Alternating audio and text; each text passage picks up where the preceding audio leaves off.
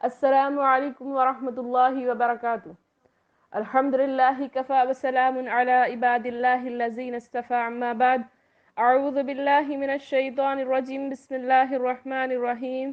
یا ایہا الذین آمنوا توبوا الی اللہ توبۃ نصوحا، رب اشرح لی صدری ویسر لی امری واحلل عقدۃ من لسانی یفقہوا قولی، ربی زدنی علما۔ ہر قسم کی تعریف اللہ تبارک و تعالیٰ کے لیے لائق اور زیبا ہے۔ درود السلام ہو تمام انبیاء پر، بالخصوص ہمارے آخری نبی جناب محمد رسول اللہ صلی اللہ علیہ وسلم پر۔ الحمدللہ، اللہ تعالیٰ کا بے انتہا شکر اور احسان ہے کہ اللہ تعالیٰ نے مجھے اور آپ کو ایک بہترین چیز، جس کو اللہ تعالیٰ نے کہا ہے کہ خیرکم من تعلم القرآن وعلمہ، تم میں سے بہترین شخص وہ ہے جو قرآن کو سیکھے اور سکھائے۔ الحمدللہ، ہم قرآن کو سمجھنے کا کام کر رہے ہیں، کچھ سیکھ رہے ہیں اور کچھ سکھا رہے ہیں۔ یہ بہترین چیز سے اللہ تعالیٰ نے مجھے اور آپ کو جوڑ دیا ہے۔ پچھلے 2 درس سے ہم الحمدللہ سورۃ التحریم کی تلاوت، ترجمہ اور تفسیر مختصر طور پر سن رہے ہیں، جس میں ہم بہت ساری باتوں کو الحمدللہ جانے۔ پچھلے درس میں ہم نے دیکھا کہ اللہ تعالیٰ نے یہ کہا کہ یا ایھا الذین آمنوا قوا انفسکم واہلیکم نارا وقودھا الناس والحجارہ۔ ایک بہترین آیت سے ہم گزرے کہ اللہ تعالیٰ بول رہا ہے کس سے مخاطب ہے؟ اللہ تعالیٰ ایمان والوں سے مخاطب ہے، جو ایمان لائے، مسلمانوں سے نہیں، مومنوں سے مخاطب ہے۔ بلکہ اللہ تعالیٰ تمام لوگوں سے مخاطب نہیں ہے، خاص جو ایمان لائے، اللہ تعالیٰ کا یقین رکھتے ہیں، اللہ کے موجودگی کا، ان کے بارے میں کر رہے اللہ تعالیٰ کہہ رہے ہیں کہ اپنے آپ کو اور اپنے گھر والوں کو جہنم کی آگ سے بچاؤ، جس کے ایندھن انسان اور پتھر ہیں۔ اس بارے میں الحمدللہ ہم نے پچھلے درس میں سنا تھا۔ آج کے درس میں ہم جانیں گے اس کے بعد کی آیت کو، اور اس سے پہلے میں کہوں گی کہ آپ لوگ تمام سے میری ایک ریکویسٹ ہے کہ جب بھی آپ درس قرآن کا سنیں تو قرآن کی جو آپ کے گھر میں تفسیر ہے وہ کھولیں، سامنے رکھیں اور اس کو دیکھتے ہوئے سننے کی کوشش کریں، اور جہاں آپ کو مناسب لگتا ہے کہ یہاں نوٹس بنانا چاہیے تو وہیں بازو آپ کچھ پینسل سے نوٹ بھی وہیں بنا سکتے ہیں، تاکہ آپ کو آگے ایگزامز کے ٹائم پر آسانی ہو۔ تو اللہ تعالیٰ یہاں پر بول رہی، میں آج کی آیت پر آنے سے پہلے پچھلے 2 درسوں کی بات کہنا چاہوں گی کہ اللہ تعالیٰ نے پہلے جو شروع کے درس میں ہم نے سنا تھا، شروع کی جو ہم نے 5 آیتیں دیکھی تھی، اس میں آپ صلی اللہ علیہ وسلم سے مخاطب ہو کر اللہ تعالیٰ فرما رہے ہیں کہ اے نبی، آپ جس چیز کو اپنے اوپر حرام کر رہے ہیں وہ کیوں کر رہے ہیں، جبکہ ہم نے اس چیز کو آپ پر حلال کیا ہے۔ اس سے مراد وہ واقعہ ہے جو شہد کا معاملہ ہے، جس کے بارے میں ہم نے کمپلیٹ جانا تھا۔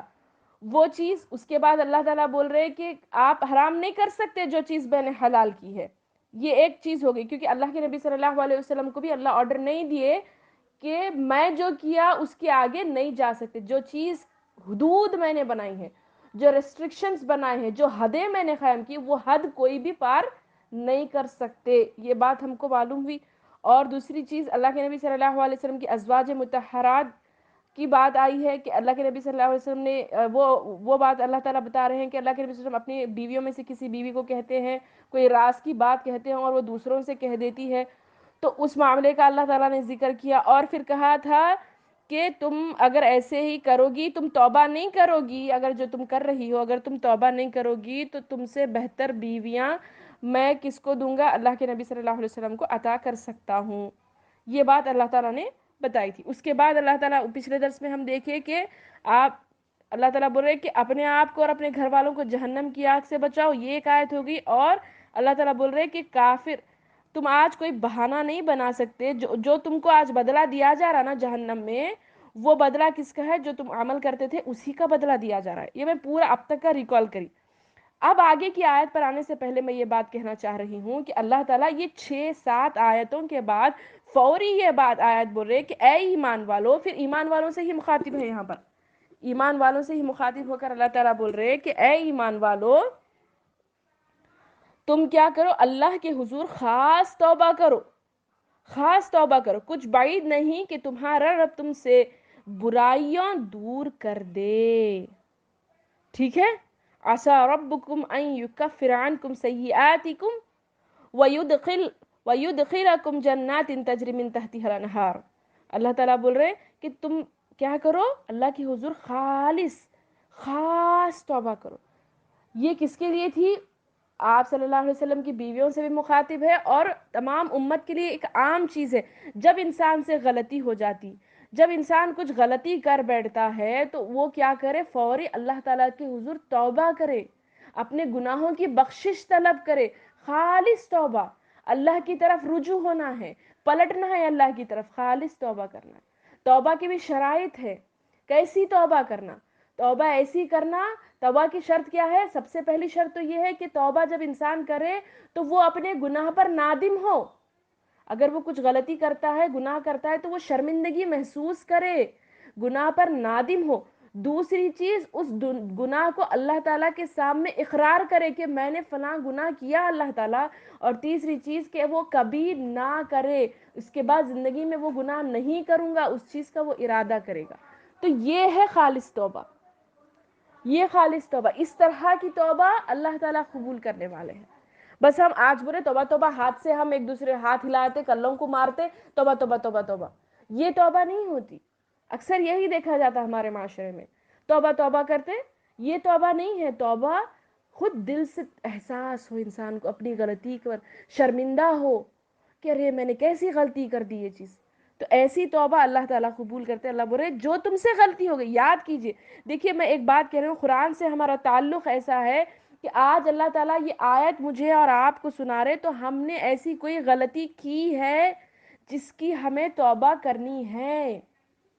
اس وجہ سے اللہ تعالیٰ مجھے اور آپ کو یہ آیت سنا رہے کہ فوری یاد کیجئے اپنے گناہوں کو، سوچئے کہ میں کہاں غلط ہوں، میں کیا غلطی کر رہی ہوں جو اللہ مجھ سے آج توبہ کا بارے میں میرے کو آیت سنا رہے۔ خالص توبہ کرو بول رہے اللہ تعالیٰ، تو یاد کیجئے اور اپنے گناہوں کی سے توبہ کیجئے، خالص توبہ، جیسے کہ میں ابھی بتائی آپ کو۔ اس کے بعد اللہ تعالیٰ بولے توبہ کرنے والوں کے لیے بول رہے اللہ تعالیٰ، پھر اس کے بعد خوشخبری یہ بتا رہے کہ تمہارا رب تم سے تمہاری برائیوں کو دور کر دے۔ اگر ہم توبہ کرتے ہیں تو ہمارے اندر جو برائیاں ہیں، جو چیزیں ہیں، وہ چیزیں اللہ تعالیٰ ہم سے دور کر دیتے۔ دیکھیں کتنے بڑا انعام اللہ تعالیٰ دے رہے نہیں۔ برائی سے ہمارے اختیار میں نہیں ہے کہ ہم کوئی نیکی کا عمل کر سکیں، جیسے کہ لا حول ولا قوت الا باللہ، نہ ہمیں نیکی کرنے کی توفیق ہے، نہ گناہوں سے بچنے کی قوت ہے۔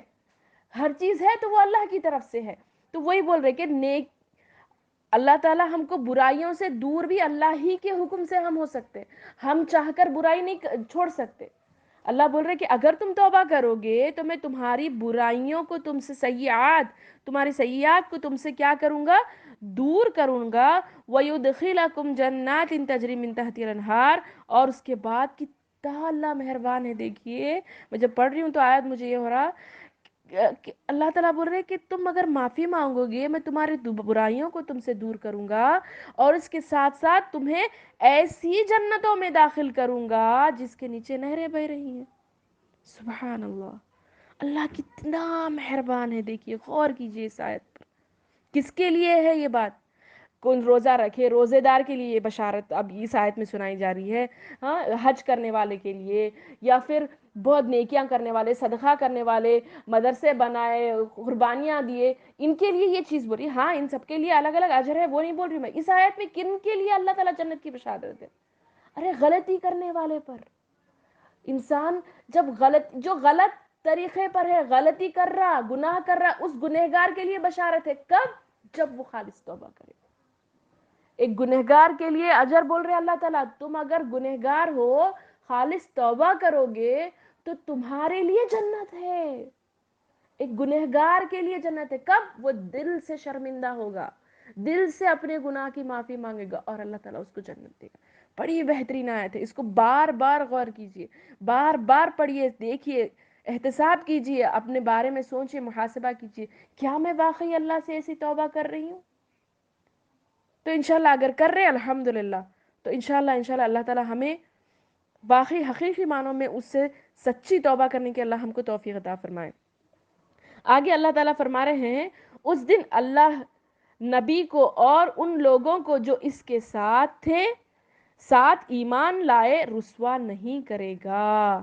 دیکھیے یہاں پر ہماری بھی بات آ رہی ہے اور اللہ تعالیٰ بول رہے اللہ کے نبی صلی اللہ علیہ وسلم کی بھی بات بول رہے، اللہ تعالیٰ نبی کو یعنی ہمارے نبی صلی اللہ علیہ وسلم اور نبی کو اور ان لوگوں کو جو ان کے ساتھ ایمان لائے، یعنی آپ صلی اللہ علیہ وسلم کی موجودگی میں یا پھر ان کے بعد، جیسے کہ ہم لوگ آج ہیں، ہم صرف سن کر ایمان لائے کہ اللہ ہے، رسول ہے، یہ اللہ کی کتاب ہے، ہم کو یہ طریقہ ہم کو فالو کرنا ہے، جو ایمان لائے ہم ان کے لیے بول رہا رسوا نہیں کرے گا، کب؟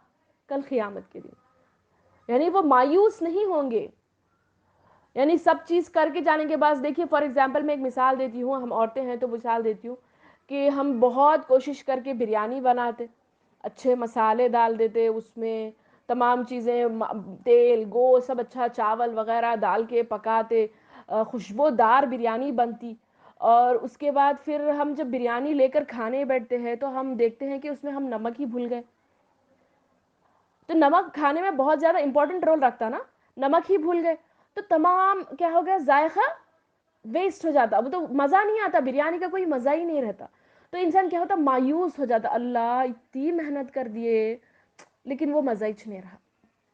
ویسی ہماری حالت کل قیامت میں نہ ہو، ہم یہاں جد و جہد کر رہے، کچھ نہ کچھ نیکی کا اعمال کر رہے، سب کر رہے، لیکن کل قیامت میں جا کے رسوائی اٹھائے، سب چیزیں کر کے ارے ہم یہ ایک چھوٹی سی چیز نہیں کیے جس کی وجہ سے ہم کو رسوائی دیکھنی پڑے، تو اللہ بول رہے ایسی رسوائی نہیں اٹھائے گا، کون؟